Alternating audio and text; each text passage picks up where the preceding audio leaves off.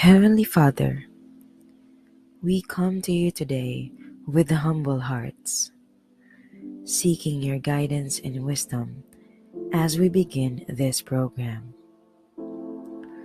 Lord, we ask that you would bless every person who has gathered here today, and that you would be present with us in a special way. We pray that this program would be a time of learning, growth, and fellowship for all of us. Help us to listen to one another with open hearts and open minds, and to support one another as we strive to serve you in all that we do.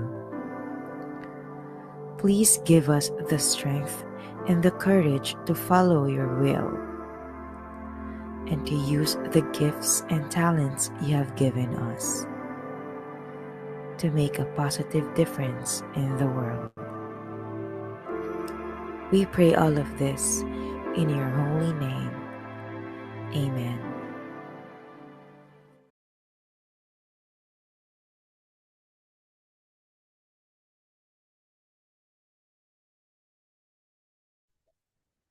Hello everyone! Magandang gabi po sa lahat ng ating mga live participants na nandito ngayon sa ating Zoom conference.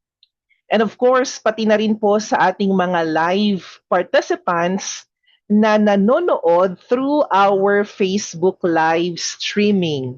So we are also currently live sa aming official Facebook page, yung Scale Up Training and Development. Kaya kung saan kayo mas comfortable to participate sa ating learning session tonight, so pwedeng sa Zoom, pwede rin po through the Facebook Live. Kahit saan naman po kayo sa dalawa magpa-participate, you will still get the same insights from our mentor tonight. And if you availed or if you registered, kasama doon yung certificate of participation, 'di ba? So even though you are participating through the Facebook Live, kasama ka pa rin, no? Sa makaka-receive ng certificate as long as na makapag-attendance tayo later tonight, no? Before the end of our session.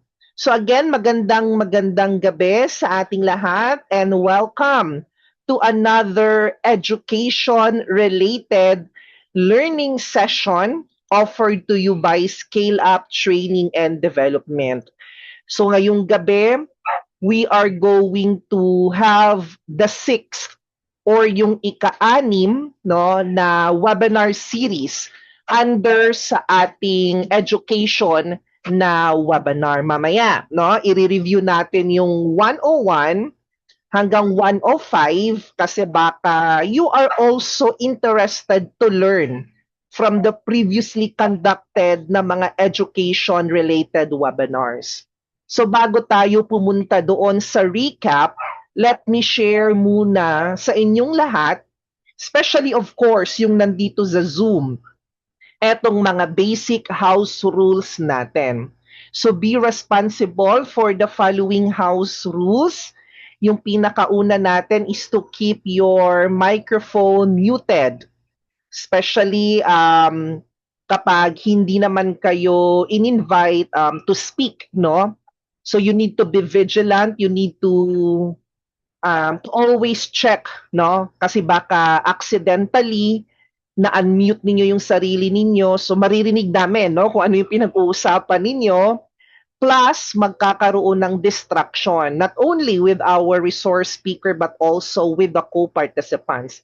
If you want to speak, no, kung gusto mong magsalita, you can always, you need to raise first your hand. No? Meron namang emoji dito no, sa ating Zoom conference na pwede mong gamitin para ma-acknowledge namin na gusto mong magsalita by raising your hands first. Okay, so that's the first basic house rule. Second is to use the chat responsibly.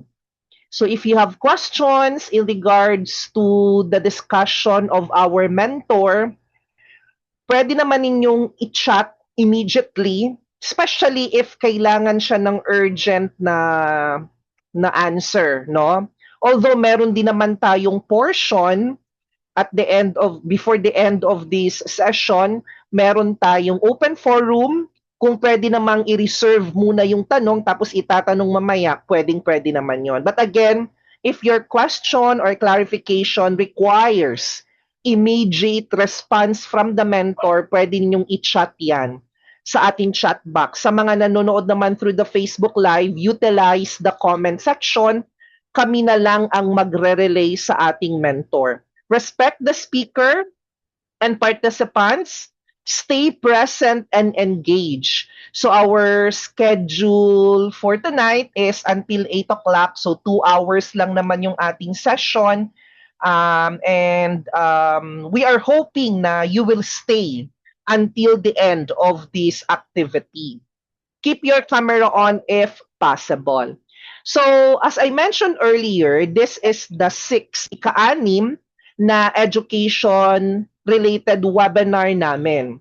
If you are interested to learn from the previously conducted webinars related to education, available naman ang mga recorded na mga learning sessions sa aming YouTube channel. Ang aming YouTube channel name is also the same with our business name or Facebook page name, yung Scale Up Training and Development.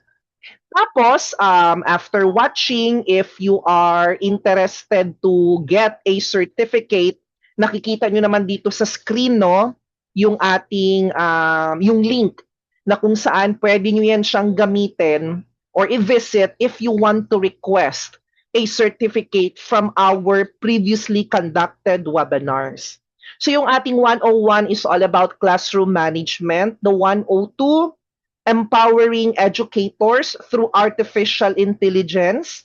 Yung ating 103, empowering teachers with effective time management.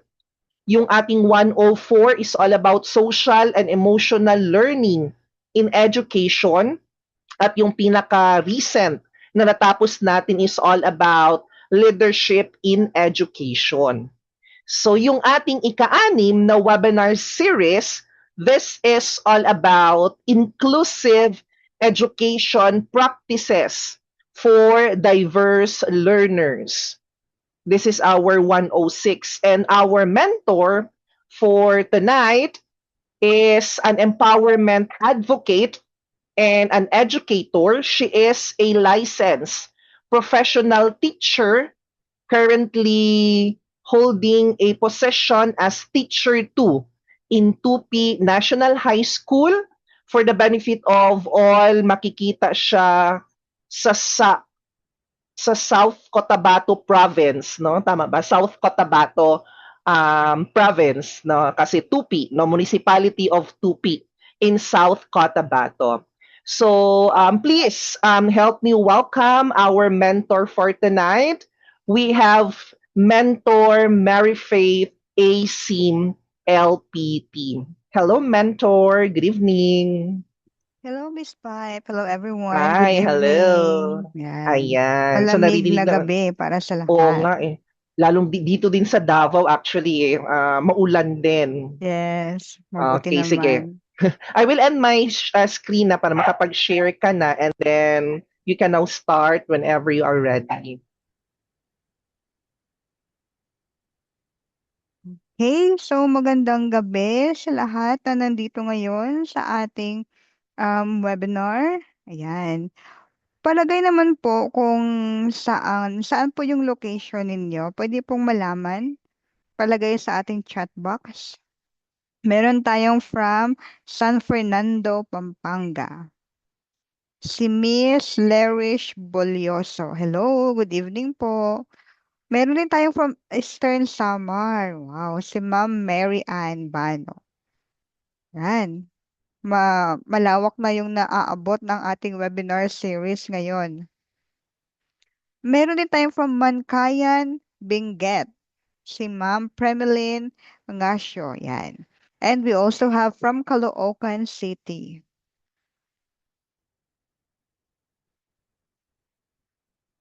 Are you in DepEd po ba or sa private? Or yung baka mga meron din ditong um, mga bago lang ano lang, kakapasar lang ng mga LPT. Meron po ba? Are we in DepEd? Like ilang years na ganun? Ako, I'm already in DepEd for magti-10th year na ako by October. Pero 8 years pa lang as a teacher. So, yan, kasi admin ako nung una. Oh, nasa 3 years na si ma'am. Yan. LPT since 2023 pero unemployed pa rin po. It's okay. I know you're busy doing some other things. Iba yung mga priority natin minsan. Ayan. So, meron bang mga experienced teachers na dito? Okay, si Ma'am Jess Torion. Hello, Ma'am Jess. Yan, kasama ko po si Ma'am Jess si Ma'am Shane sa Tupi. Magkasama kami. Nasa live. Hello. So, yan. Okay, so without any further ado, let's now begin our Educ 106 with our topic inclusive education practices for diverse learners. So, dito, we will know how to create equitable learning environments that support the needs, abilities, and potential of every learner. Ayan ha, naka-highlight talaga dyan, every learner. Kasi nga, no one shall be left behind. Sama-sama tayong lahat dito sa edukasyon. So, ang goal natin para sa gabing ito ay Um, so our goal for this night is, of course, we will discuss kung ano ba yung mga tinatawag natin na iba't ibang uri ng inclusive na mga learners. Meron kasing iba't ibang uri pala itong mga learners na ito. And then, we will also highlight some of the strategies kung paano tayo bigay or paano natin mabibigyan ng tamang pag-unawa or tamang mga practices sa mga batang nangangailangan ng more attention. And then we will also discuss about the equity and then equality. Ano bang importance nun dito sa pag-practice ng inclusive education. And of course, we will know some of the policies related in inclusive education. So, we will start with ano ba yung tinatawag natin na inclusive education. So, sabi dito, inclusive education means all learners are welcomed, respected, supported regardless of their disability, the economic status, gender, ethnicity, the religion, language, and of course, the learning ability. So marami palang scope itong tinatawag natin na inclusive education. Kasi minsan, kapag nakakarinig tayo ng inclusive education, doon tayo nakafocus sa mga physical disability ng ating mga learners. But then, hindi lang pala yun ang scope ng inclusive education na tinatawag.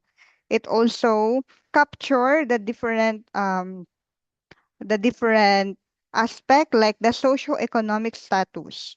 Kung yung bata ba ay nagtatrabaho, mahirap, yun. May financially struggling. The gender, no, iba't ibang mga gender na ngayon, wini-welcome na natin yan sa school. Of course, ethnicity. Saan ba siya na-belong? Is it pwede ba na possible member ng mga indigenous people? Religion, yan, scope din po yan. Language, and of course, yung tinatawag natin na learning ability ng ating mga learners. So, hindi lamang pala isang aspect yung kasali dito sa inclusive education. Malawak ang scope ng tinatawag natin na inclusive education. So, in the Philippine context, this is based in the DepEd Order 72 series of 2009. Ano ba yung DepEd Order na 'yan?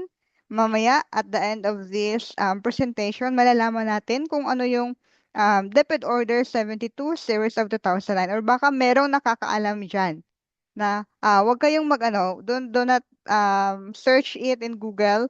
Ano ba yung pagkakaalam ninyo sa DO 72 series of 2009? We also have the RA 11650 or yung Inclusive Education Act. Parang last ano ito eh. Isa ito sa mga current na mga act. I think it is signed 2023 or to 2024. And we also have the Matatag curriculum and of course the EFA or the Education for All. So yan yung mga iba't ibang mga policies na related sa inclusive education. So, yun nga, sabi doon sa EFA or Education for All, every learner matters and no learners shall be left behind. So sama-sama tayong lahat ng mga mag-aaral ay kailangan meron silang karapatan na matutunan ang mga iba't ibang mga uri ng edukasyon na meron tayo sa Pilipinas. So, why inclusion matters? Bakit mahalaga na i-promote natin itong inclusive education na ito? Una, of course, it reduce discrimination. Kapag napopromote po yung inclusive education, naiiwasan yung mga bullying na nangyayari, ano pa, naiiwasan yung diskriminasyon, no? Um, Involved na ang lahat ng mga learners. Hindi pwedeng doon lamang nakafocus sa isang group of learners, kundi meron dapat iba't ibang uri ng activities na kung saan welcome ang lahat ng mga learners. And of course, second, it promotes equity and access. Kapag kapag we include, ano ba ang term? Kapag dito sa inclusive education, lahat-lahat po ng ating mga learners ay merong equity, not only equality. So, equity and equality, we discussed that in the previous topic, pero mamaya we will also discuss this one. And of course, third, it builds confidence and participation. Yung epekto ng inclusive education ay nakakabuo ng self-confidence sa ating mga learners, and it also foster engagement and participation among learners. Kasi nga, nafe-feel na ng mga learners natin na involved sila sa lahat ng mga activities. And fourth, it improves social emotional learning. Yung cell, pumasok na naman dito yung cell na tinatawag natin. Kapag pinopromote natin yung inclusive education, psychologically, it affects also our learners. And last, it encourage respect for diversity. Mas naiintindihan ng mga bata yung pagkakaiba ng mga culture, attitude, and then behavior na nasa loob ng classroom or ng kanilang grupo. Kapag tayo mismo ng mga educators or ng mga teachers ay ini-embrace din natin yung inclusive education na tinatawag. So, in reality, yung nangyayari ngayon sa Pilipinas, I don't just know if sa ibang lugar ba, meron pa rin multi-grade classrooms. Meron din mga indigenous learners na nakasali doon sa mga ibang ibang ibang mga learners sa iba rin yung mga culture. And then meron din tayong mga learners na with disability na nakakasali din doon sa mga regular na mga sections. We also have learners with reading difficulties, and meron din tayong mga learners who are financially challenged. Ito yung mga walang baon, ano pa, hindi, kulang yung support financially ng parents, ganun. And then learners from remote barangay. So, kasali na dito yung mga geographical problems, no? Kasali na dito. So, ito yung tanong ko ngayon. Have you encountered a learner who struggled not because they lacked ability but because they lacked support? Yan. Pwede pong malagay natin sa chat box. Baka gusto ninyong i-share ang inyong mga experience. Kung meron kayong mga learners na meron namang mga ability but then they lack support. Or you can raise your hand. You can click the raise emoji to speak up para mabigay namin sa inyo yung ilang minuto para makapag-share gamit ang inyong microphone. Yan. So again, yung tanong natin, have you encountered a learner who struggled not because they lacked ability, but because they lacked support? Support, lahat na ng uri ito ng support, pwede na parents or the teachers sa school, ganun. Yan, pa-share naman po sa ating chat box. And then baka meron din nag-share ng kanilang mga experience dito sa ating um, Facebook Live.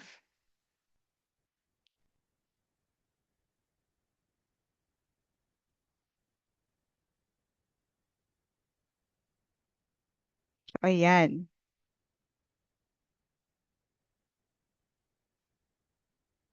Minsan kasi, meron tayong mga learners talaga na mayroong mga abilidad. No? Nakikitaan natin ng um, mga kakayahan.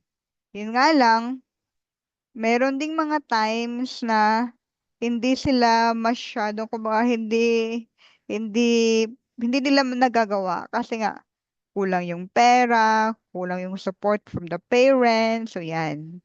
I used to be that type of learner when I was young, when I was in high school, wherein, yun nga, minsan, marami kang gustong gawin, pero hindi mo nagagawa kasi nga you are financially incapable, maraming mga priorities, yung parents, ganon. So, yan. So, I think wala sigurong experience yung ating mga participants ngayon. So, maybe later, habang nagdi-discuss tayo, you can reflect, ay, ganun. Meron palang ganitong nangyari sa akin. So, let's just continue.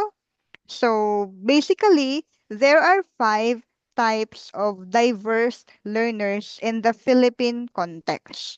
Merong 5. Yung sabi ko nga kanina, hindi lamang siya pala doon sa mga merong physical disability.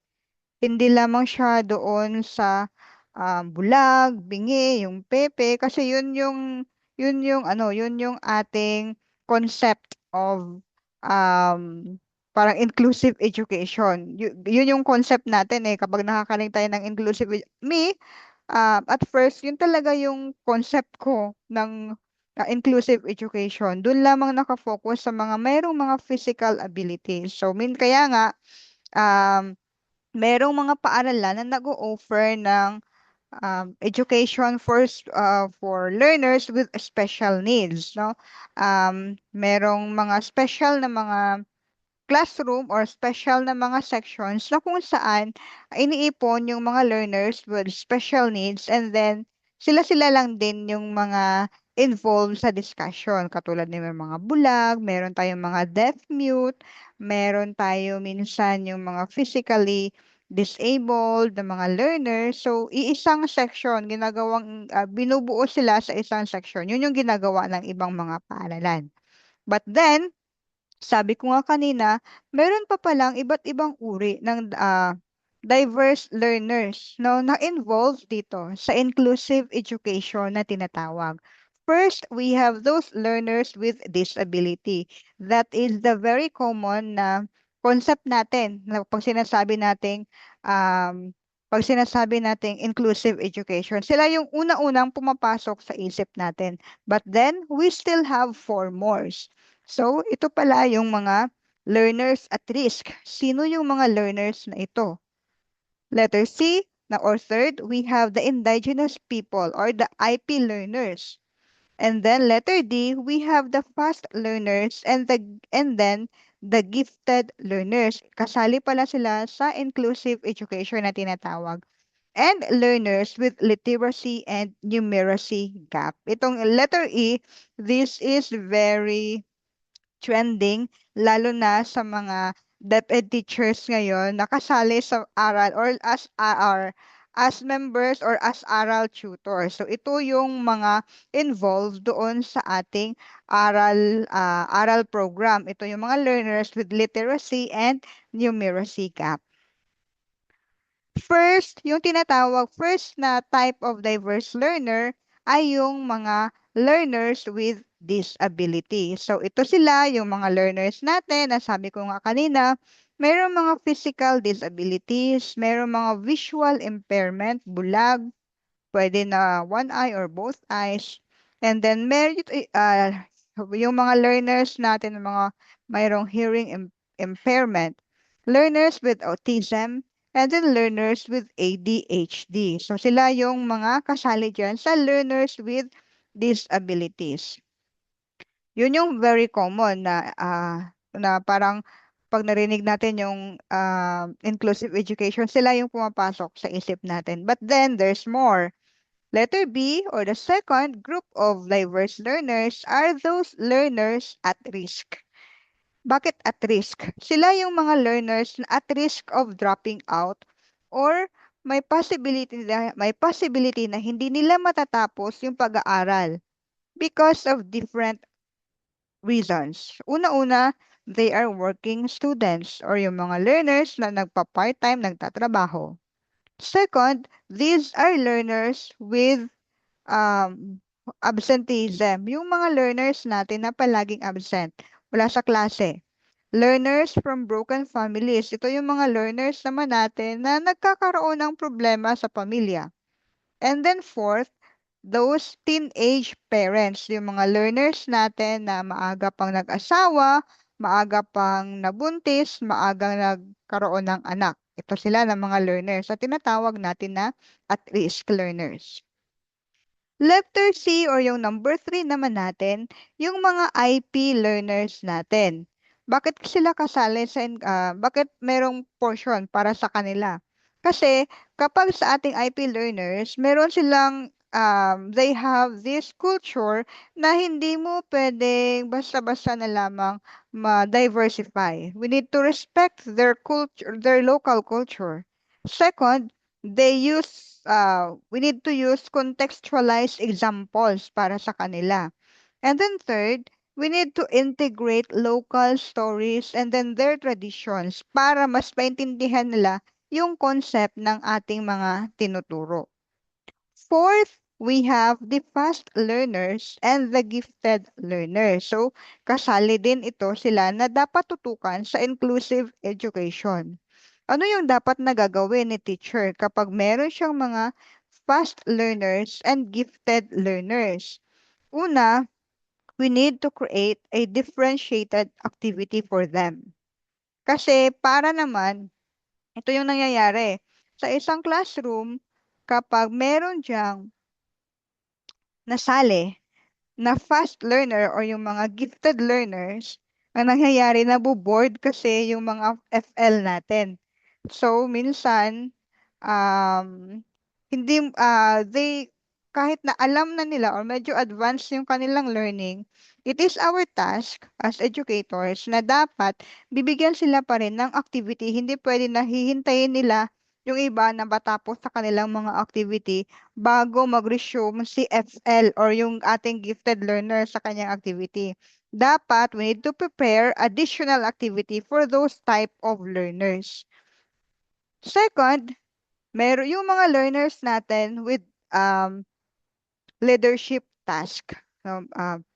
Meron tayong mga learners na member ng ating mga SSLG o yung mga pwede rin na members ng mga iba't ibang mga uri ng mga clubs and organizations who also needs an additional or also need focus or additional task para sa kanilang type of activities.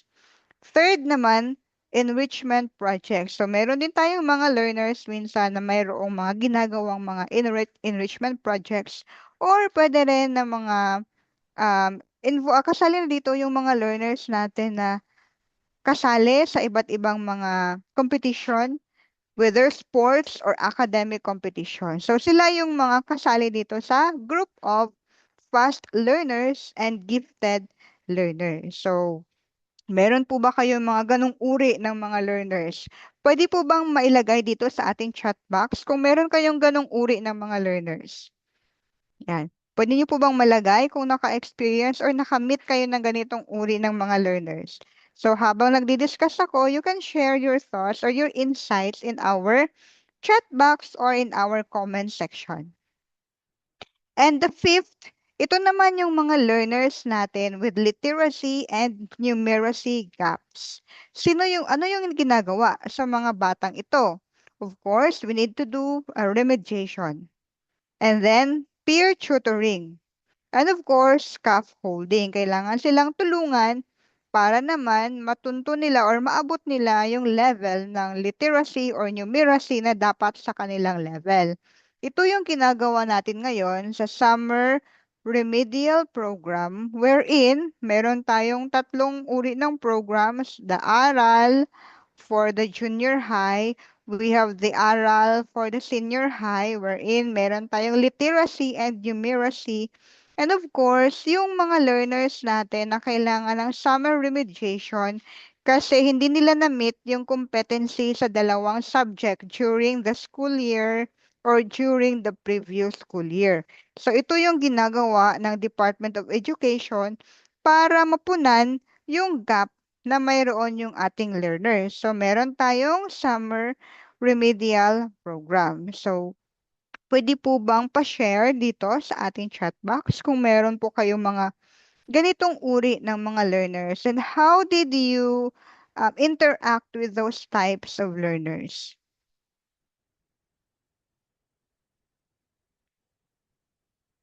Part ng aral, yes. Wow. Isa po kayong tutor, Ma'am Lerish. Pareho po tayo.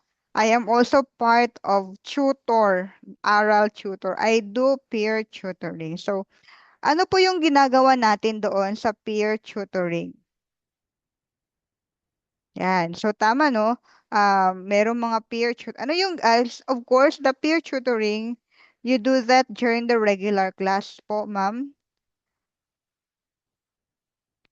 Yan. Ako, kasali din ako doon sa aral tutor. So, I think marami talagang mga teachers yung committed sa pagbibigay ng serbisyo para sa ating mga mag-aaral. So, peer tutoring, yan po yung parang yung classmate magtuturo doon sa isang classmate, no? So, yan yung peer tutoring na ginagawa natin. What else? Meron pa po bang mga other, doon po sa ibang type or ibang group of learners, meron po ba tayo? Meron po ba tayong ganong uri ng um, mga learners na kasali? So, sa peer tutoring, do it po with partners. I'm handling oral reading. I do also drills like I give letters and they form words. Ayan. So, are you in the elementary po ba? Elementary teacher po ba kayo, Ma'am Lerish? Ako I am a high school teacher and then sad to say na part po ng literacy gap, no? Meron kami na-discover na mayroon talagang mga learners na kailangan naming supposed to be kapag nasa high school na K stage 3. But then meron kaming learner na bumabalik talaga kami sa K stage 1. Kailangan talaga namin A, B, K, ganon sa kanya. So, yun yung ginagawa namin. Iba yung yun, part din yun ng inclusive education. Iba yung aming ginagawa sa isang learner, iba siya na strategy, iba rin na strategy doon sa ibang mga learners. So, we as teachers, nagpuput talaga tayo ng much effort para mas maturuan natin yung mga learners natin na mayroong gap. Pero may aral summer is, ay, okay, so sa elementary po kayo nag-aaral. Wow. So, maganda no na nalalaman natin na yung junior high teacher is volunteering to be an aral summer teacher or tutor for elementary. Ayan, sa amin po kasi sa junior high, kami lang din po ng mga junior high teachers kasi yun sa elementary they also do their tutors and their learners na nandoon sa elementary. So yan. So yun yung mga iba't ibang uri ng mga diverse learners dito sa Pilipinas.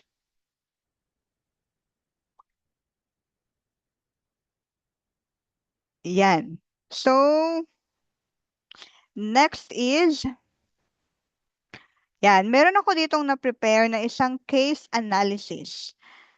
Merong grade 7 learner. He avoids recitation because the classmates laugh at his reading difficulty. So as a teacher, ano ba yung dapat na gagawin ng isang teacher? And how can inclusion be promoted? Yan. Pwede pong pa-share kung ano yung mga insights ninyo.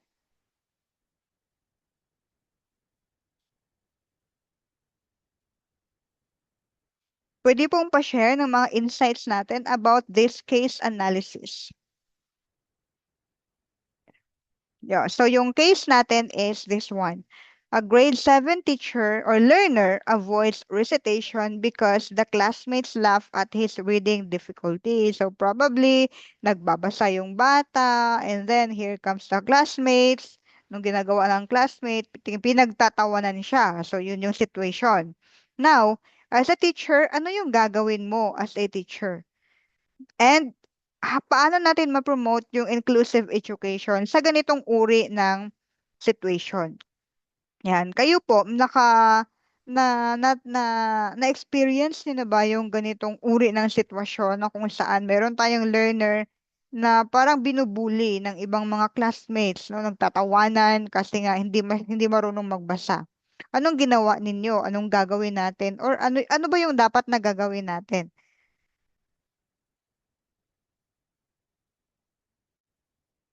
Yan. Can you share your insights sa ating chat box? Tell the laughing students to stop and enlighten that we are here to help each other. Ayan. So, pinopromote ni ma'am yung um, ano ba? Um, tell the laughing learners to stop and enlighten that we are here to help each other. So, yun yung ginagawa ni Ma'am Lerish, no? Kailangan nating kailangan nating i-call yung attention talaga ng mga learners na nagtatawanan. And then, we need to foster um, respect in our classroom culture. So, yun yung isa sa mga best thing to do when this type of activity or when this type of situation will arise. So, the first thing that the teacher, o tama yung ginawa ni ma'am, kasi yun naman talaga dapat. We need to call the attention of those learners na medyo hindi maganda yung behavior. So, isa yun sa mga dapat nating gagawin. Or you can also address respectfully, no? We do not laugh at classmates who are trying their best. Pwedeng sabihin natin yan.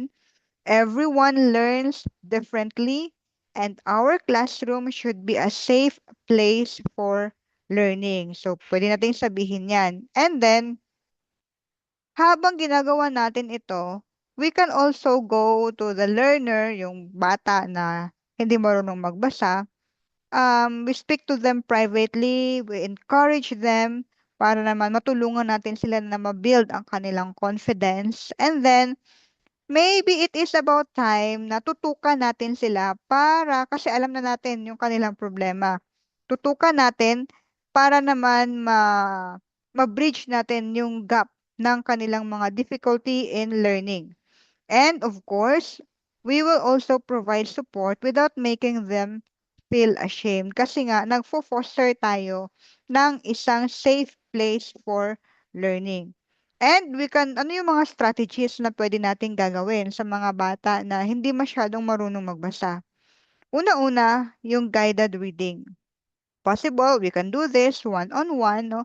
Mag-allot tayo ng time for them para maturuan natin sila. And we also have the peer buddy system o yung tinatawag kanina ni ma'am na peer tutoring system. So, bigyan mo siya ng partner and then sabay silang dalawa na magbabasa.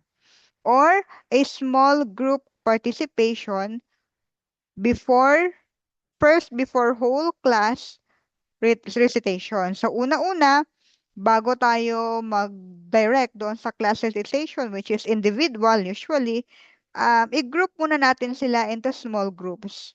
And then let them discuss about the reading or about doon sa ating binigay na material. Let them discuss. Hayaan sila na mag-share ng kanilang mga insights about the material. Saka tayo mag-discuss as a whole class. With that, merong involvement ang mga bata and then meron din engagement doon among those learners. And of course, it is very important to promote positive reinforcement. So, pwede kang magbigay ng mga gifts, additional points, ano pa ba? Um, you recognize those learners sa kanilang mga effort and then sa kanilang mga ginagawa. Lalo na kapag nakikita natin na nagkakaroon na ng development yung mga learners natin. So, um, wala namang bayad ang pagiging kind, no? We can give them a little bit of parang mai-excite kasi yung mga bata kapag merong mga meron kang mga paandar sa kanila. Yan, kahit na mga simple lang na ballpen, ayan, or bigyan mo ng candy, parang ganon. So, matutuwa yung mga bata. Kahit na nasa high school yan, iba yung epekto pa rin sa kanila kapag yung teacher mismo ang nagbibigay ng something. Next naman, ano yung best inclusive practice para sa ganung uri ng sitwasyon? Una, we need to establish a classroom rules against any type of bullying. So, yun yung ginagawa. First, of course, at the beginning of the class or yung sa school year, meron talaga tayong ginagawang orientation, classroom orientation. We need to include rules against bullying. And then, hindi rin masama kung araw-araw nating i-remind yung ating mga learners about dito. Second, encourage empathy and kindness among learners. This is a big word, no? Empathy and kindness among learners. So, ito yung mga pwede nating gagawin. Ito yung mga pwede nating gagawin. So, paano natin ma-encourage? At first, dapat tayo mismo na mga teachers, tayo dapat yung magiging model. We need to model how to become kind para naman susundin din yun ng ating mga learners. Third, celebrate effort not only for the correct answers. Ito yung sabi ko kanina doon sa positive reinforcement na hindi lamang dahil nagkaroon ng development yung bata, kundi pati na rin sa kanilang effort. No? Effort to speak up, effort to stand up para makapagbasa kahit na medyo nahihirapan. So we need to celebrate those types of small na mga things na para sa atin parang maliit lang na bagay but for them it's already something na big enough na malaki na yung naging effort nila for doing that one. And number 4, provide differentiated learning activities. So we as a teacher, lalo na kapag alam mo na kung ano yung naging weakness ng iyong learner, alam din natin dapat kung paano natin i-address yung mga problems na yon or yung mga difficulties na yon. Paano? By providing differentiated learning activities. Ano-ano yung mga differentiated learning activities na pwede mong ibibigay sa kanila? Pwede kang mag-print ng ibang materials for them na angkop doon sa kanilang level of learning. And pwede mo rin siyang, depende kasi yan sa learner. So, we need to assess kung ano yung dapat na bagay sa kanila na learning activity. Fifth, allow multiple ways of participation. So, wag lang ano yung mga iba't ibang ways ng participation, oral recitation. So, yan yung tatayo sila and then they will discuss. Pair work, meron silang kagrupo. Meron din ibang mga learners who can do best in writing. So, we need also to do written response. And meron tayong mga learners who are good at visualizing. Pwede na magpa-drawing ka minsan, ganon. So, hindi lamang isang type lang ng participation yung gagamitin natin sa isang classroom. Mas maraming uri ng participation, mas maganda. Kasi meron tayong mga learners who are good at visuals, who are good at auditory, yun, who are better when writing. So, yun yung mga dapat nating welcome na type of learners sa ating classroom. And next, we need to build learner confidence gradually. Kasi kapag ma-build natin yung kanilang confidence, surely we can also create learners who have good social and emotional learning skill. And last, communicate with parents for additional support if needed. So we need to tap the parents of our learners kung talagang meron pang ibang problema yung bata na hindi siya pwedeng i-address ng school lang. So kapag ganyan, kailangan nating i-invite yung parent for a short conference sa ating paaralan. Or if hindi pa rin pumupunta sa parents, the best thing to do is yun mag-home visit tayo. Pupuntahan natin sa bahay yung mga parents para naman ma-discuss natin yung um, ano, yung current situation ng kanilang mga anak. Kasi baka hindi nila alam yung possible na problema ng mga bata. Yan. So, again, meron tayo ditong 5 best inclusive teaching practices. So dito kanina, itong inclusive teaching practices na ito na pinapakita ko, it is only inclusive practices na pwede natin gagawin doon sa situation natin kanina, doon sa bata na pinagtatawanan kasi hindi siya marunong magbasa. And now we have this general inclusive teaching practices. First, we have differentiated instruction. Yun din yung kanina doon sa ating case.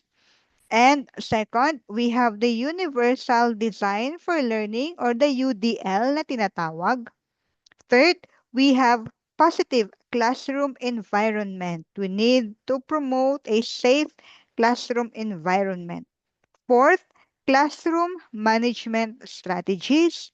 And then the fifth, technology for inclusion. So, una, dito muna tayo sa differentiated instruction.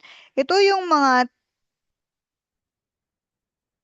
So, dito sa differentiated instruction, we need to teach our learners based doon sa kanilang capacity, based doon sa kanilang ability, yung readiness nila, yung mga interest nila, at saka yung kanilang learning style. Meron tayo ditong halimbawa. Example, if your learners need or your learner is a slow reader, ano yung mga pwede nating gagawin sa kanila? Ay, yung mga strategy. Pwede tayong magbigay ng mga audio or video support. Magda-download tayo ng mga YouTube videos na pwede nilang sundan para medyo ma-familiarize nila yung mga words, yung mga sounds. Second naman, if the learner is a visual learner, yung mga bata na mas makaka-learn sila kapag nakikita nila. Anong pwede natin gagawing strategy? We create a graphic organizers for them. Yun yung mga maraming mga drawings, maraming mga iba't ibang shapes, and then of course, iba't iba ring mga colors.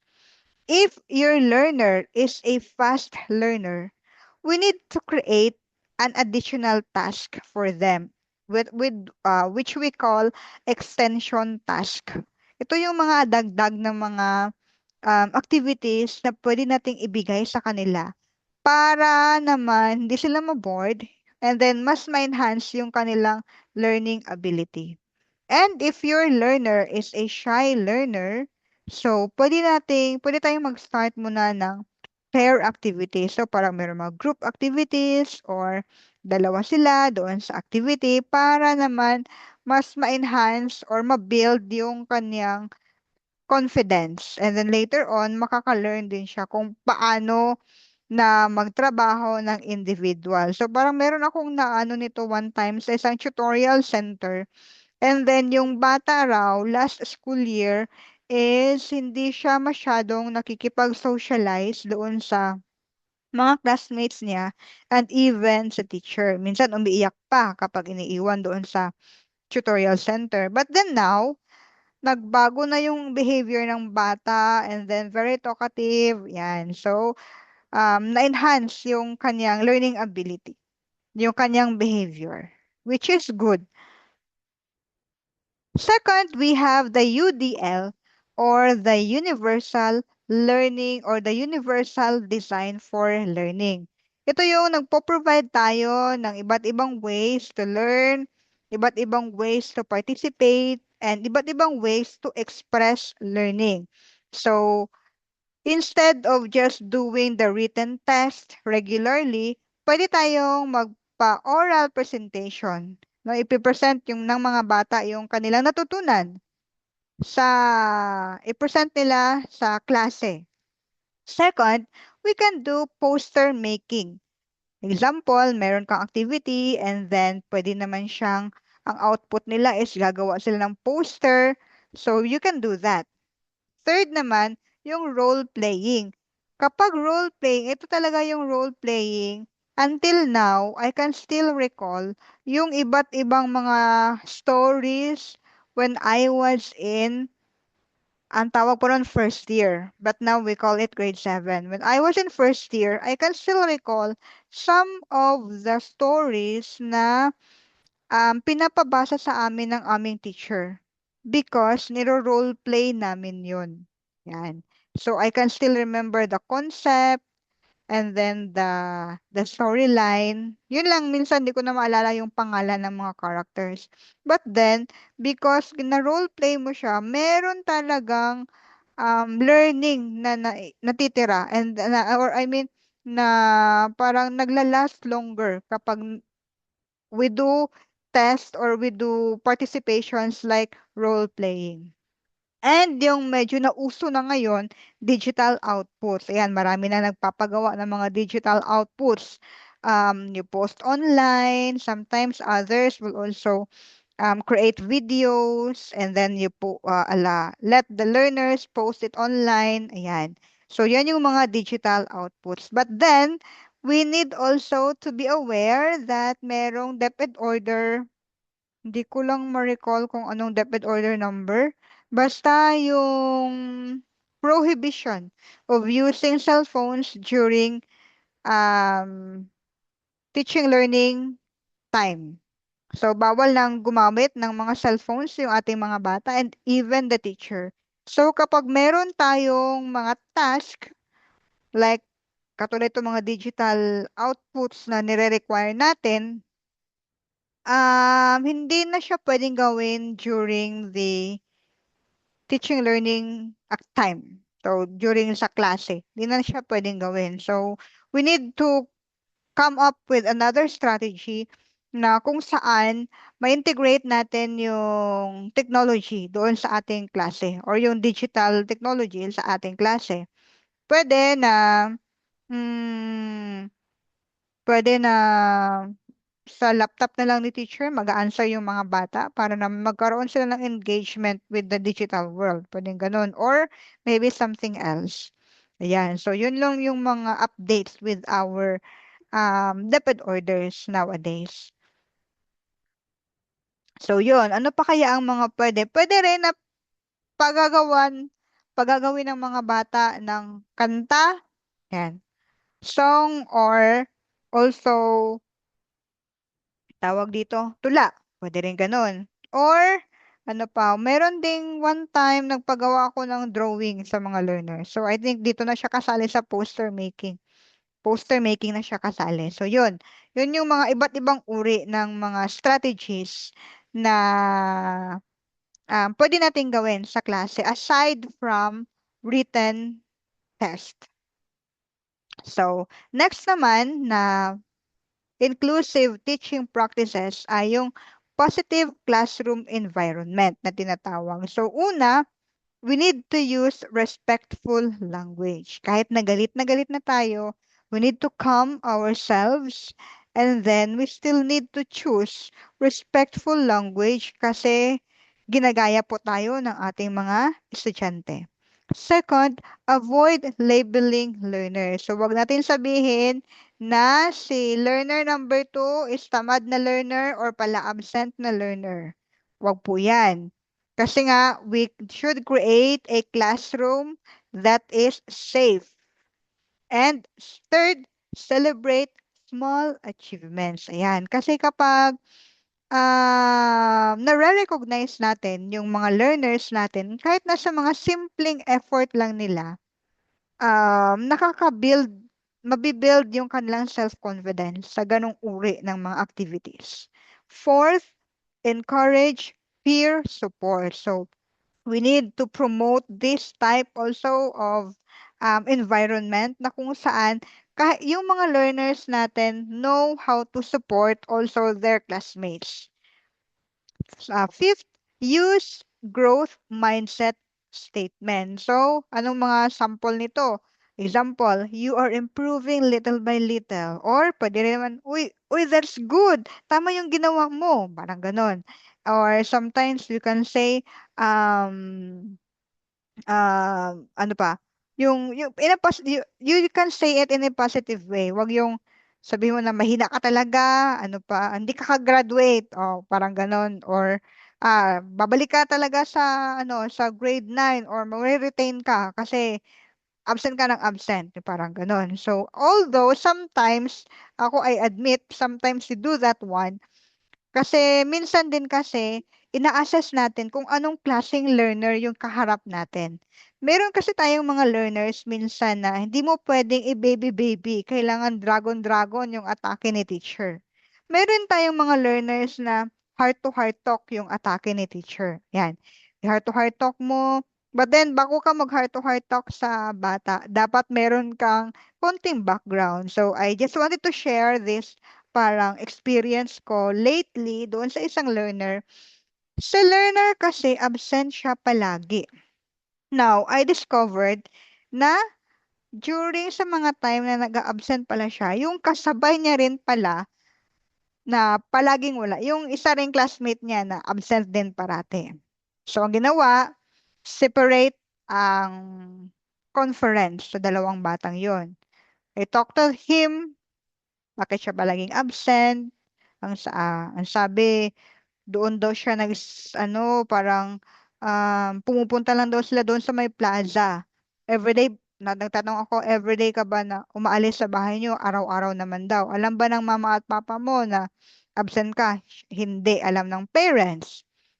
And then I asked the learner, ilan kayong magkakapatid? Sabi niya, tatlo or dalawa ba? I forgot.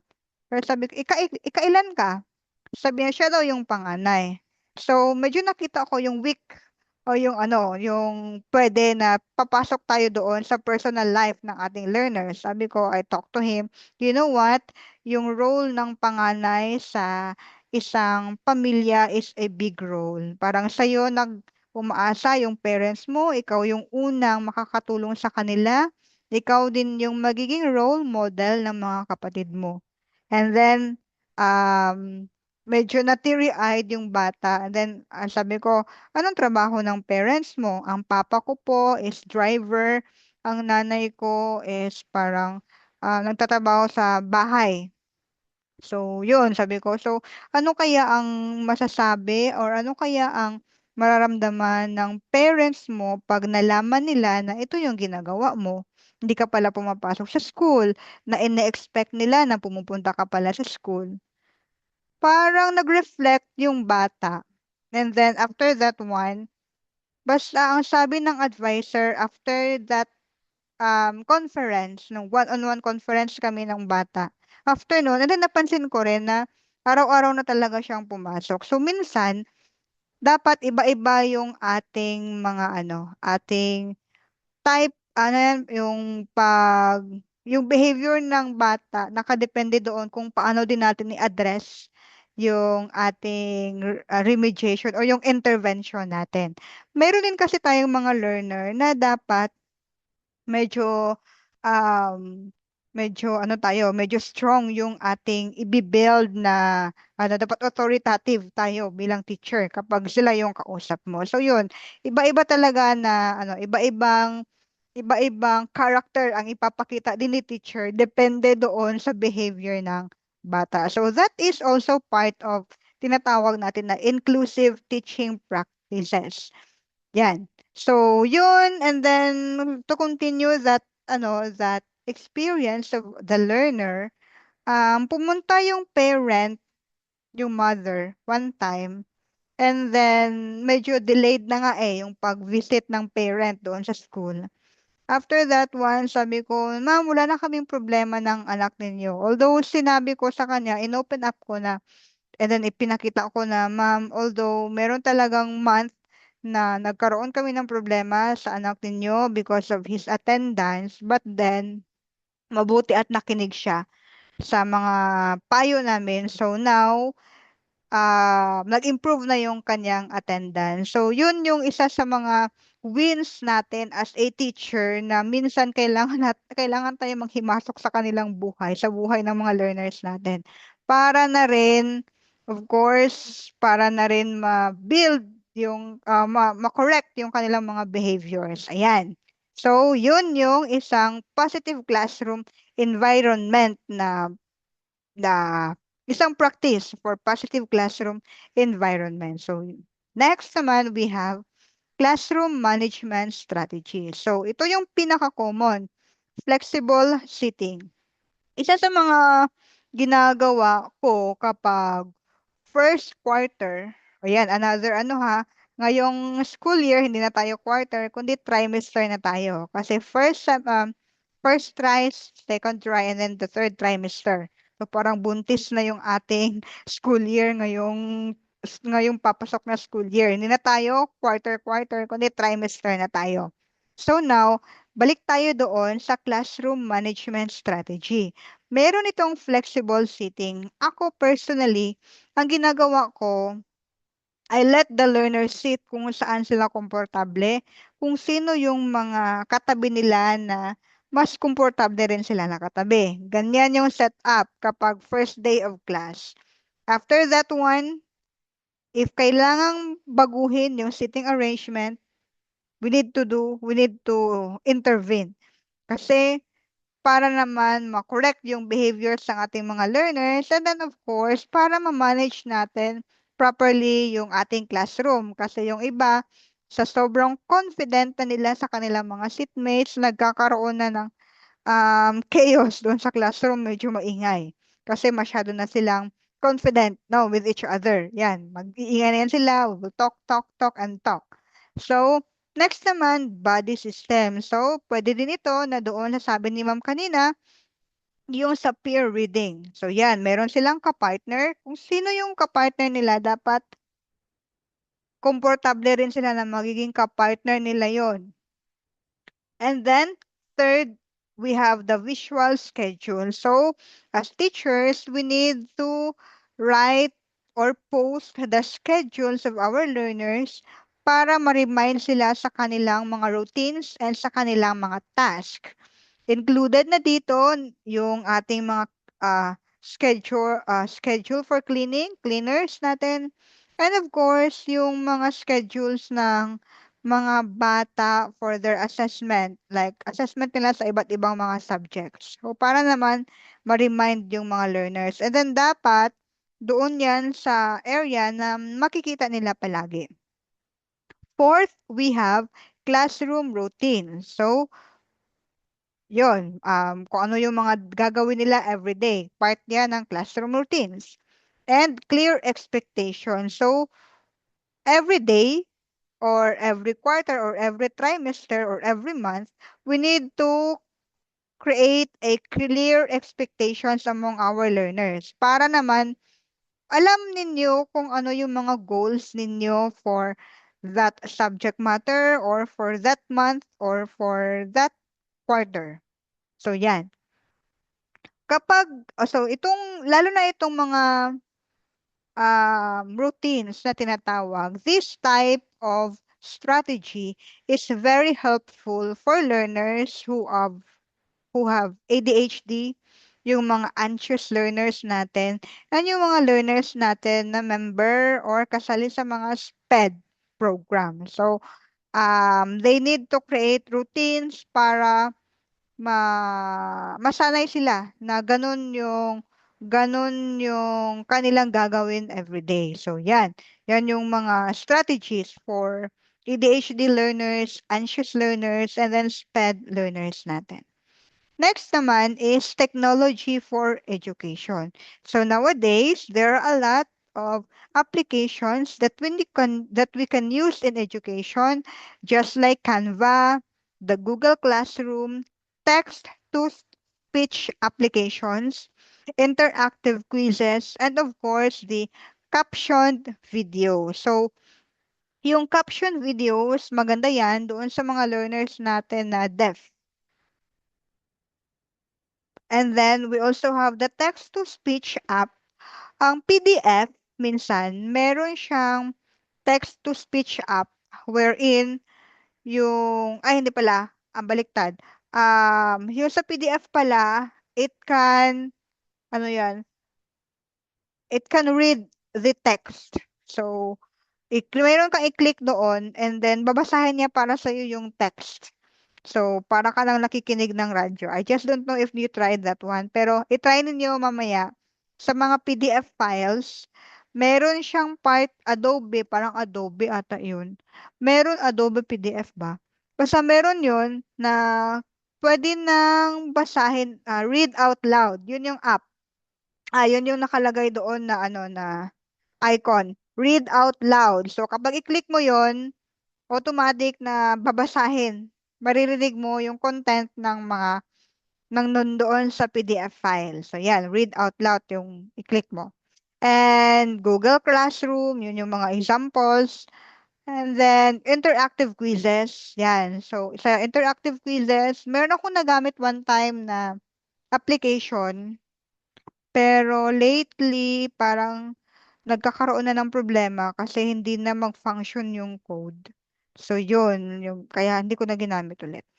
So, yan. Pero dati, isa yun sa mga favorite ko na, interactive quiz. Kasi, gagawa ka ng quiz, yung mga topics, and then, yung learners, they can also answer using their cell phones. But then now, kaya medyo dinidiscourage ko na yun kasi hindi na tayong pwedeng magpagamit ng cellphone sa mga bata during class hours. So, wala na yun. X na yun sa mga ipopromote ko na strategy of using technology. Or you can also do yung mga gamification na gamit lamang yung PowerPoint presentation. Yan. So, meron akong parang yung Super Mario. Ano yun? Basta meron akong nagawa one time na ginawa ko siyang gamification and then parang dalawang groups, may group 1 and then group 2 pagkatapos kapag maabot na yung number of mistakes na maximum, puputok na parang may bomb na doon para sa kabilang grupo na maraming mali. So, talo na sila. Yan. And then, ang ginagawa ko minsan, girls versus boys. So, yon ma-engage yung mga bata. So, matutuwa ka kasi maingay sila sa classroom, but then yung ingay nila is related doon sa topic, doon sa inyong ginagawa. So, kaya masaya yung mga ganong uri ng mga interactive na PowerPoint presentation. And then, example, if nandun naman kayo na belong kayo doon sa remote area na kung saan walang gadgets, walang internet connection, meron pa bang area na walang mga electricity or mababa yung konti lang yung mga computers, yan. We can do things like printed modules, yon. So, print ka ng mga modules, ibibigay mo sa mga learners, and then gawa ka lang ng mga iba't ibang mga activities. Just like, anong mga pwede, crossword puzzle, or yung mga hahanap ka ng mga words, doon, yan. And then peer learning activities. So, kapag peer learning activities, you can promote naman uh, collaborative learning among learners, or you can also localize material. So, para mas makaka-relate yung mga learners, lalo na sa mga IP IP areas na kung saan dapat yung mga pine-present din natin na mga materials for them are suited for their culture. Kasi para naman mas makaka-relate sila. So, localized na mga materials, yun yung mga possible na pwede nating gagawin or idadagdag for technology for inclusion. So, yan. Our next naman is creating equitable learning environment. So ito na yung sabi ko kanina na madidiscuss natin yung topic which was also discussed in the previous mm, topic in the previous month, yung equity and equality. So yan. Second, building how we're going to build a safe learning space. Third, yung parent and community involvement. Kasi nga, again, we need to reiterate that education is not only a job of the teachers. We will need parent and community involvement para mas matutunan or para naman mas magkaroon ng impact yung ating mga learners or yung ating mga tinuturo sa ating mga learners. First, dito tayo sa equity versus equality. So, dito, yung equality and then equity na tinatawag natin, magkaibang concept yan. Yun nga, sabi ko last time, yung equality, you get the same support. Walang pagkakaiba. Walang changes. And then totally the same support. Meron nga akong parang pinakita na visual last time yung nakatayo, yung tatlong tao na nanonood ng football. And then ang equality doon, meron silang tig-iisang parang upuan, di ba? Or parang blocks, sige, isang blocks, yun yung equality. Now, ang nangyari doon, kasi isang block sila and then magkakaiba yung mga sizes nila. Merong isa na hindi siya nakakakita kasi short enough yung blocks na para sa kanya. Yung isa naman naglagpas na doon sa dapat na perfect na visual. And then yung isa naman, sakto lang siya doon sa sukat. So yung ginawa, dito naman pumasok yung equity. Everyone gets the support that they need. So ang nangyari, yung mas maraming blocks na binigay doon sa medyo short lang na tao para makakita siya ng football game. Yung isa naman na lagpas na talaga yung kanyang height or enough na yung height niya kahit walang blocks makakita siya, hindi na siya binigyan ng blocks. Instead, binigay na lang doon sa dalawa. Pero dalawa and then isa yung blocks. So, ang nangyari, lahat-lahat sila nakakakita. So, that is what equity means. So, learners, sabi ko nga kanina, we need to give support for the learners who needs the most. Yun nga, di ba? Sabi ko kanina, kapag kailangan mong i-one-on-one yung learner, i-one-on-one mo siya kasi yun yung kailangan niya. And the other learners, you can give them other types of instruction or materials na fit din doon sa kanilang learning need. So, some learners may need assistive materials, more time, translation, or emotional support. Kasi minsan, yung ating mga learners, may mga pinagdadaanan din yan sa buhay.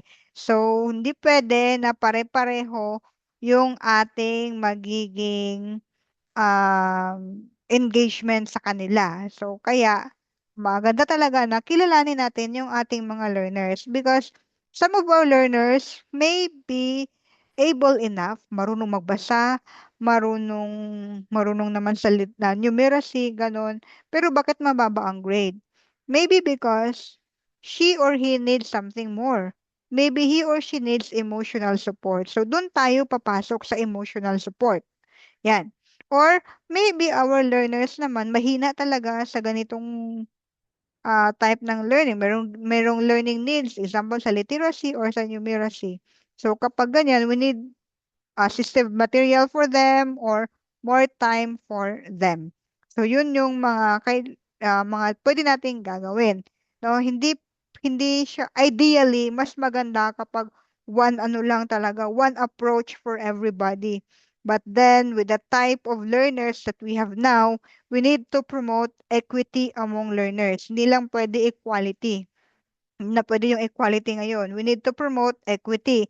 Kailangan alam natin kung ano yung needs ng ating mga learners para mas maa-address natin yung kanilang mga needs, no? So, dapat alam natin kung ano pala yung problem ng ating learners to address their needs. So, yan. Next naman, building a safe learning space. So, dito naman, ano yung mga best practices na pwedeng gagawin dito? Of course, yung sabi nga kanina na dapat meron tayong anti-bullying implementation. So, kasali rin ito doon sa classroom management. We need to encourage also student voice. Lalo na ngayon, dapat marunong na ring magsalita or marunong nang magsalita or ma-enhance na rin yung ability ng ating mga learners to speak up. And we need also to use gender-sensitive languages kasi marami ng mga cases ngayon na minsan nagkakaroon ng hindi magandang relasyon dahil na rin minsan sa mga foul words na nasasabi ng ibang mga learners. So, to enhance safe learning space, we need also to foster gender-sensitive languages among our learners. And fourth, respect cultural differences. So far, parang wala namang problema dito sa cultural differences na aspect, no? Ako, I've not met pa so far na yung parang nag-aaway because of cultural differences. Yan. And last, emotional safety in classroom. So dapat emotionally our learners are also felt safe in the classroom emotionally. So, dapat sa loob ng classroom, malayo po tayo sa mga iba't ibang uri ng bullying and then also iba't ibang uri ng mga ng mga violence. Kasali na dyan yung emotional violence kung meron man. So, we need to discourage those types of activities. So, next, we need to promote parent and community involvement. Yan. Usually, yung mga learners natin felt more inspired kasi merong support from their family. So, kapag merong magandang support yung pamilya, ang nangyayari, meron talagang maganda yung attendance ng bata sa school, motivated siya, and then also nagre-reflect din sa behavior ng bata. Merong magandang behavior din yung bata. But then, sometimes kapag hindi maganda yung environment ng bahay, nagkakaroon din tayo ng problema sa bata pagdating sa school. Nangyayari, una-una, frequent absenteeism, mababa yung self-confidence ng bata, and then worse, medyo hindi maganda yung pinapakitang behavior ng bata. So, yan yung um, mga epekto ng family doon sa ating bata. Ano yung strategy na pwede nating gagawin as a teacher? Una, regular communication with the learner. Kailangan kausapin natin yung bata, kausapin natin yung learner kung ano ba yung problema. If ever na yung learner na yun ay hindi rin siya masyadong Meron talaga kasi mga bata na hindi masyadong nagshi-share ng kanilang mga personal lives. Hayaan, kunin natin yung kanyang trust para mas mag-open up yung bata and then ma-address natin kung ano ba talaga yung issue. Next naman, second, parent conference. So, we need to call the attention of the parents if kinakailangan. Lalo na kapag meron tayo mga serious na mga problems na nakikita doon sa bata. Kasi dapat ang unang nakakaalam niyan yung parents. Third, community partnership. So we need to build a good partnership among the community, yung mga PTA natin, BLGU, the local government units, and other community or other stakeholders para aware yung community sa mga nangyayari doon sa ating paaralan. Sa amin, sa school, we have yung PNP is very active in educating our learners. So far ngayon, yung noon kasi yung ginagawa ng PNP or nagsisend kami ng mga learners per ano siya, per tawag dito, per section. Ngayon, we try to create a different group wherein yung audience na ng PNP ay yung mga learners na naging client ng Prefect of Discipline or ng Guidance Office. So yun yung ginawa lately, which is maganda naman kasi nagkaroon din naman ng improvement yung ating mga learners with their behavior. So yan. So ito, meron akong tanong.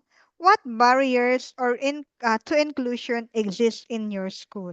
Meron bang mga barriers kayo na napansin na kung saan barriers to inclusion? Yan. Kasi alam na natin kanina kung ano yung mga kasali doon sa inclusive education.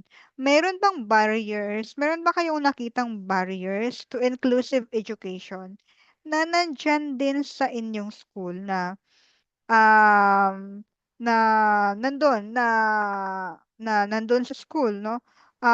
Nagkaroon ng problema, hindi masyadong ma-adapt yung inclusive education because something or merong barrier na nangyayari. Yan. So, can you share kung meron po ba kayong mga napansin na mga barriers to inclusive education? For me, sa amin, so far, wala naman akong nakitang barriers for inclusive education. Um, sa napansin ko lang ha, as I observe. So yan. For others, ano po kaya yung mga possible or meron ba mga possible na barriers to promote inclusive education? Ayan. Baka nahihiya lang na mag-share yung iba kasi mabasa no or malaman ng mga school heads. Ayan. So possible na mga barriers for to inclusive education, yung close-minded, yung ibang mga school head o yung ibang mga teachers, yan. Kaya hindi siya masyadong na-adapt, so pwede na ganun. So, yun lang yung naiisip ko na possible na barrier.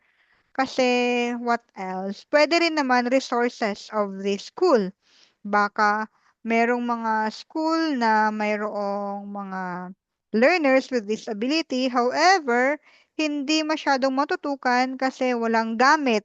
Ayun, walang gamit para sa mga type of learners na yun. Example, walang braille. Braille ba yung tawag yung doon sa mga bulag? Ganon. Ano pa? What else? What could probably went wrong? Para hindi ma-implement yung inclusive education. Maybe also program of the school or of the department.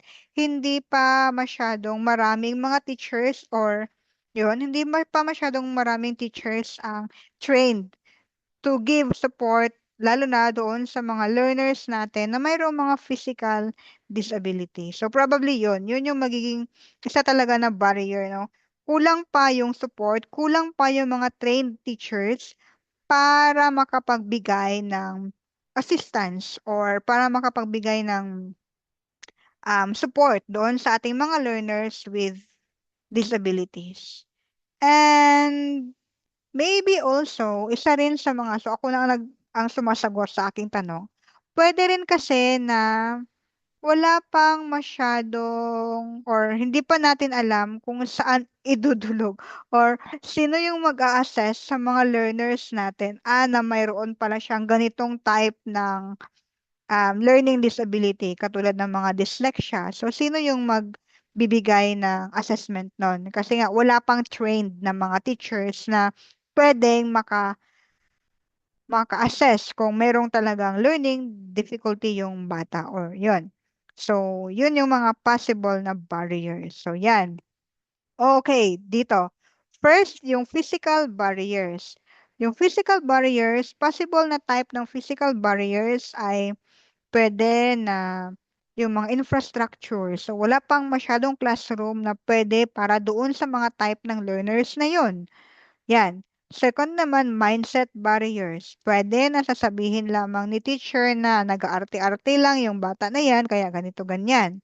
Or resource limitations, yung sabi ko nga kanina na hindi po lang enough na budget para makapagbili ng mga gamit para sa mga learners na mayroong ganong uri ng physical disability. So, yun yung mga possible na mga barriers na maaaring naghihinder para ma-promote or ma-establish or mas ma-practice natin yung inclusive education. So, yan. So, now, ano yung gagawin natin? We can probably mas madaling i-address itong mindset barriers. Possible. By maybe we can create seminars, trainings, and seminars. I-train natin yung mga teachers natin to become aware of inclusive education or to better understand our learners. So, yan.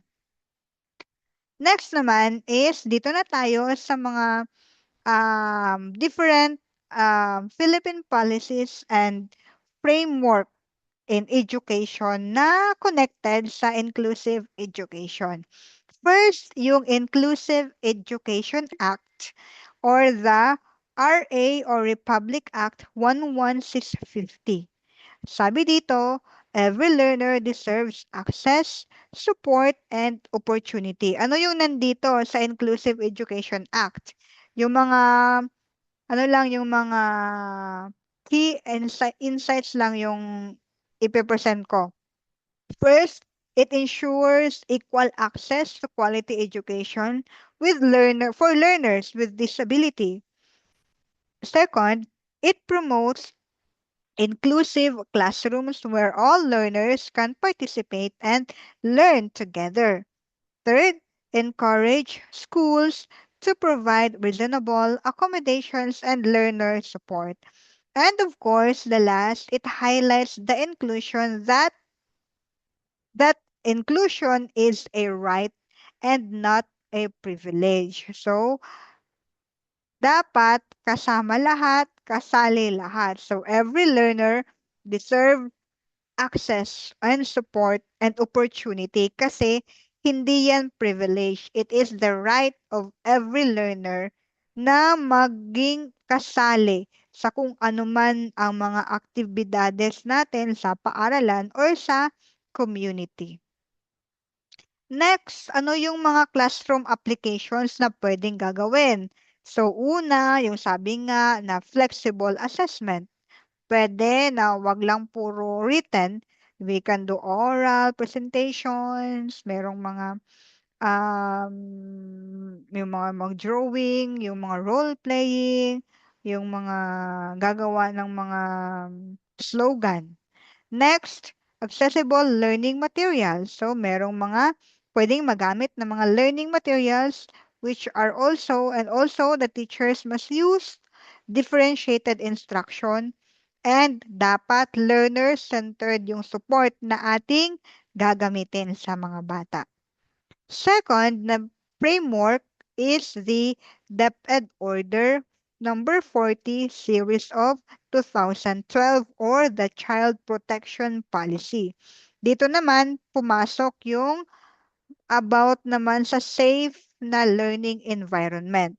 Sabi dito, Learners learn best where they feel safe and, of course, respected. Kasi kasali na yan sa pagkakaroon ng safe na learning environment, yung respeto among our learners and among also our teachers. Ano yung mga insights naman na nandito sa DepEd Order 40 Series of 2012 or the Child Protection Policy?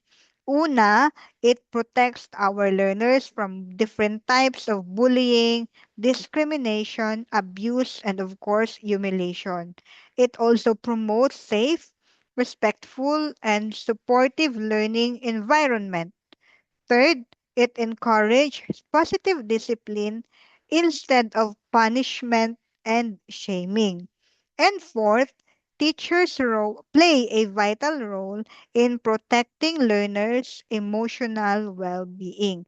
So, yun yung insights ng CPP or ng Child Protection Policy. I know, yung mga paaralan ngayon, meron na rin na-establish na Child Protection Committee na kung saan sila yung um, sila yung merong authority kapag nagkakaroon na ng problema yung bata with regards to bullying, discrimination, abuse, and limitation. So doon na papasok yung CPC. Kasali dyan yung guidance office, merong mga group of teachers, and then of course, the school head. Now, ano naman yung classroom application na pwedeng na-involve sa DepEd Order 40 Series of 2012? Una, yung mga anti-bullying practices. Ikalawa naman, respectful classroom culture. Ikatatlo, meron tayong emotional safety. And ikaapat, yung positive reinforcement na ginagawa or dapat ginagawa ng mga teachers.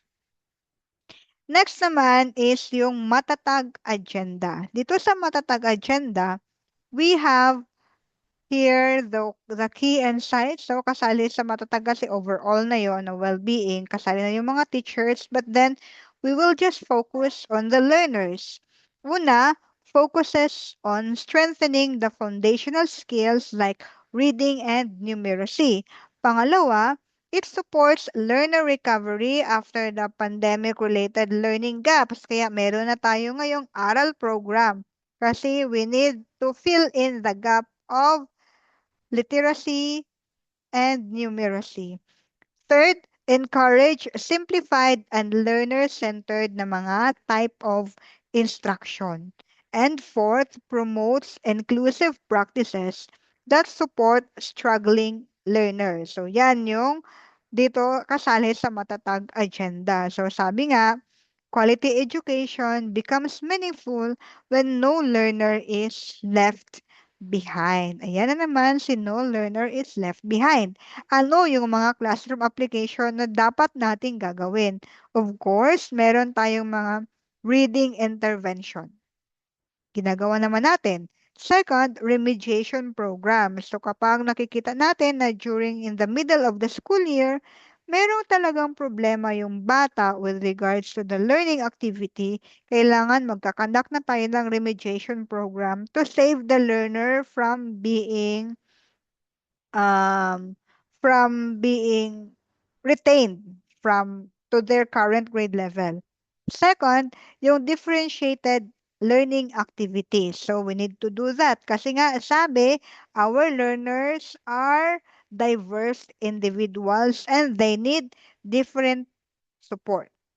Next, scaffolded instruction. So, kailangan tulungan natin yung ating mga learners. Gagawa tayo ng mga scaffolded na mga instructions para mas maintindihan nila and para mas mag-grasp nila yung or yung ating gustong ibigay sa mga learners. Now, let's go to the PPST standards or the Philippine Professional Standard for Teachers Alignment. Bakit natin kailangan gagawin ito? Saan ito kasali na domain sa ating PPST? Una-una sa domain 3, diversity of learners. So, we as teachers, we are expected to recognize learner differences, we are expected to use inclusive teaching strategies, and we are expected to provide equitable learning opportunities. So kung meron tayong mga ginawang mga differentiated learning instructions. So, yan na. We need to create or isa na yan sa mga MOVs natin para malagay natin sa domain 3, which is about the diversity of learners. Next naman is meron din tayong tinatawag na yung sa domain 6 or the community linkages. So dito na papasok yung collaborative effort with the parents and with the communities. And then we also build partnership that will support the learner success. So anong mga pwedeng mga partnership dyan? Pwede kayong mag-call ng mga donors, no, for your learners. So, pwedeng ganon. Or you can also build parang clubs, reading clubs, or literacy or numeracy clubs na kung saan merong peer teaching na pwedeng gagawin among learners. So, pwedeng yun yung mga gagawin natin. Ano naman yung mga classroom applications? Again, yun nga, ulit na naman, yung differentiated instruction, parent collaboration, yung community support, at saka yung inclusive participation. So, sabi nga dito, inclusive education is strengthened through responsive teaching and community partnership. Kasi yung edukasyon ay hindi lamang siya trabaho ng teachers, kundi the community must also partake in in education. So, yan. Now, to sum up, ito yung mga iba't ibang mga practical and realistic na mga strategies for Filipino teachers na pwede dito sa Pilipinas. Una, yung tinatawag natin na contextualized learning. So, we need to use local culture, language, and then examples. Kasi, yung mga pinipresent na mga stories na nandito sa South Cotabato, possible na hindi makaka-relate yung mga learners na nandyan sa city, nandyan sa NCR area, na nandyan sa Samar, or na nandyan sa Benguet. So, kaya kailangan nating mag-contextualize ng mga learning materials para mas makaka-relate yung ating mga learners. Ikalawa, flexible assessment. So, yun nga, sabi kanina, hindi lahat naman ng mga learners natin ay nag-excel sa mga written exam. So, meron tayong mga visual learners, meron tayong mga learners who do well when they present orally, meron tayong mga learners who do well when they role play, yung mga learners natin na mas nakakapag-express ng kanilang emotions kapag nagdo-drawing, nagka-craft, or gumagawa ng mga kanta or tula. So, yun yung mga other types of assessment na pwede nating gagawin sa classroom.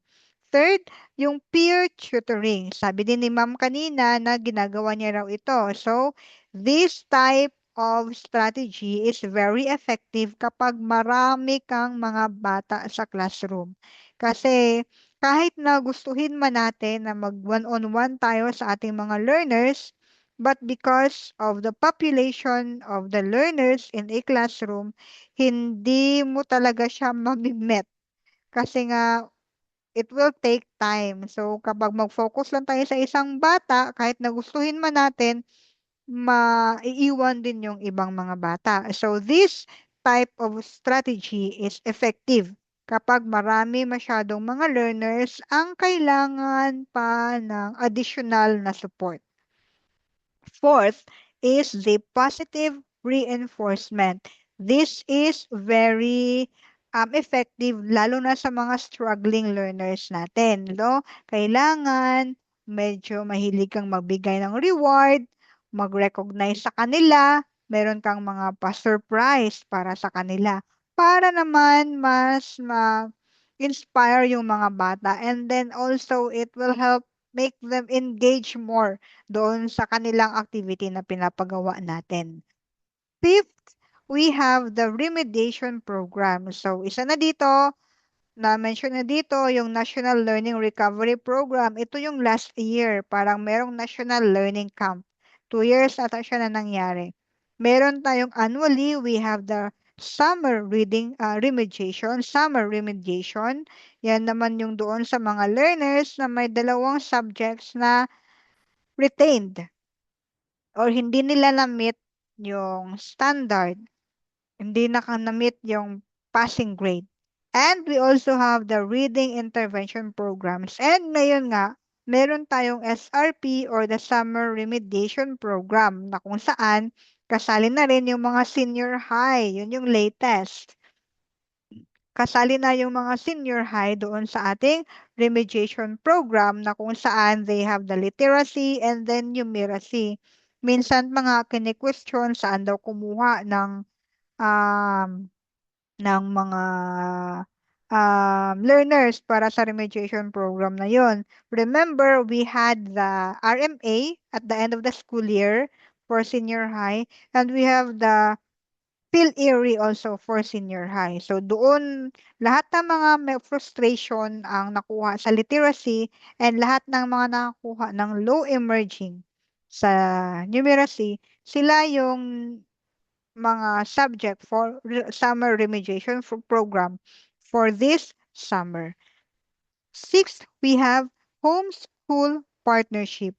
So dito naman, dito na pumapasok yung tawag natin partnership with the parents. So, ang ginagawa natin, nag-home visit tayo, nagsisend tayo ng letter, meron tayong mga group chats sa Messenger, and then we also call the parents or text message or text our parents para sa about naman sa status or sa behavior or kung anong mga updates ng kanilang mga anak. So, yun yung mga ginagawa. Yun yung mga sample or mga practical strategies na ginagawa natin. So, yan. So, to sum up, a truly inclusive classroom is not measured by perfection, but by compassion, understanding, and of course, equal opportunity. So, yan yung kahalagahan ng inclusive education na mayroon tayo ngayon sa Pilipinas. So, again, this is your mentor Faith. Thank you so much for listening. And kung meron kayong mga tanong, feel free to ask habang nandito pa po ako. So, Miss Pipe, yan. Ayan. Thank you very much, no, Mentor Faith, for the insights na i-share mo tonight sa ating mga participants. And as mentioned by our mentor, now is the right time, no, for you to ask questions if meron po kayong gustong itanong sa ating mentor while andito pa nga siya, no, live, no? Mas maganda kasi if yung mga questions ninyo masasagot niya din bago tayo mag-end ng ating session tonight.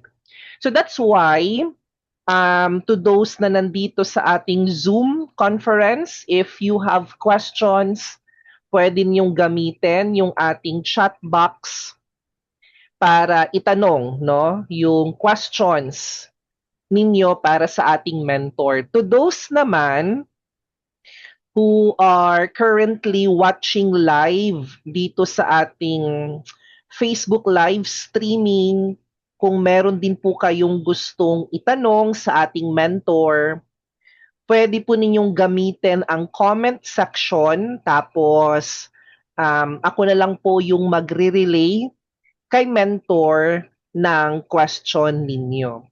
So meron din kasi tayong 7 no na live participants sa ating Facebook live. Kaya you can also ask questions if meron po kayo. Okay, so while waiting for questions, nakikita nyo naman din dito sa ating screen yung QR code for your attendance tonight. So, pwede ninyong gamitin yung cellphone ninyo to scan that QR code. Tapos, proceed no, sa pag-attendance. Mare-redirect naman kayo niyan sa Google Form. Tapos, i-fill up nyo lang yung mga information needed for the attendance. Also, minsan kasi may mga participants na hindi nag-work no, yung pag-scan nila ng QR code. Kaya ay nilagay ko rin dito sa ating chat box yung link na lang para if the QR code will not work well according to the expectation, so at least may backup tayo na link na makikita ulit dito sa ating chat box. Okay? So, again, may time pa naman tayo for questions, no? Kaya we can still wait for questions from our participants kung meron. In addition to the final instructions na ibibigay ko, so maliban sa attendance, that's the first. Ang second final instruction ko is about naman your certificate, no? So, expect na marireceive nyo ang inyong certificate tonight, tomorrow, Saturday, no? Tomorrow is May 16. So, hindi na kasi namin kayang mai-process ang certificates tonight kasi baka in the past webinars no na experience niyo with Scale Up na immediately after the session nagagawa namin agad yung certificates. Pero for tonight, hindi namin siya ma-process agad.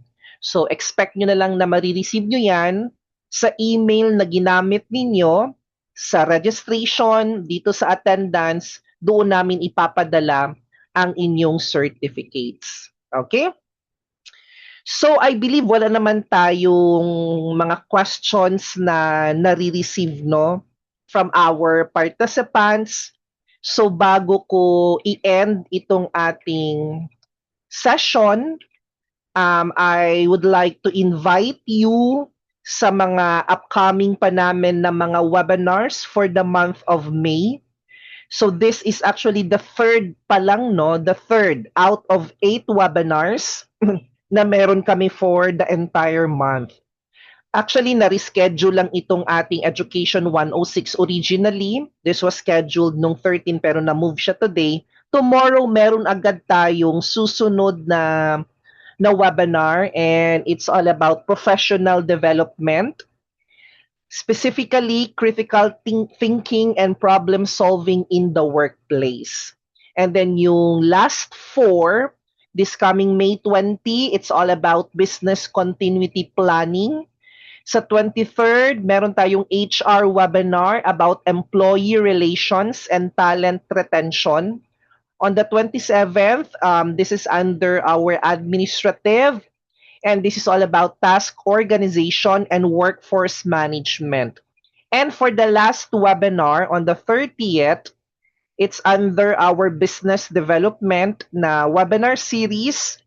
This is an AI topic, no, or discussion, specifically a webinar on the use of artificial intelligence for smart business development. So if you want to be updated sa aming mga schedules, I am encouraging you to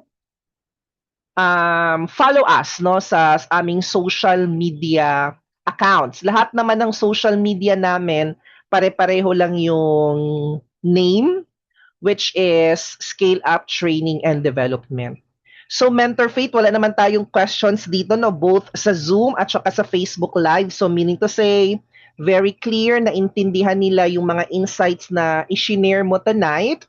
That's why maraming salamat, Mentor Faith, for investing your Friday evening with Scale Up Training and Development as our resource person. So maraming salamat ulit sa walang sawang suporta sa aming mga training and development programs. So with that, guys, no, everything is now clear, walang questions, kaya let me have this opportunity to thank all of you for joining us this evening, and I hope na magkikita pa rin tayo sa aming mga upcoming na mga webinars. Keep safe always. You can still be productive, no, for the rest of the evening. And God bless you all. Always remember, we are your scale up partner. Goodbye, everyone. Goodbye, Mentor Faith. From Miss Janet, thank you so much for sharing Bye. yung knowledge, Ma'am Mary, as well as Scale Up. Magandang gabi po sa inyong lahat. Good evening din, Miss Janet, and thank you for that message. Bye, Mentor Faith. Bye, Good night, everyone. everyone. Happy weekend.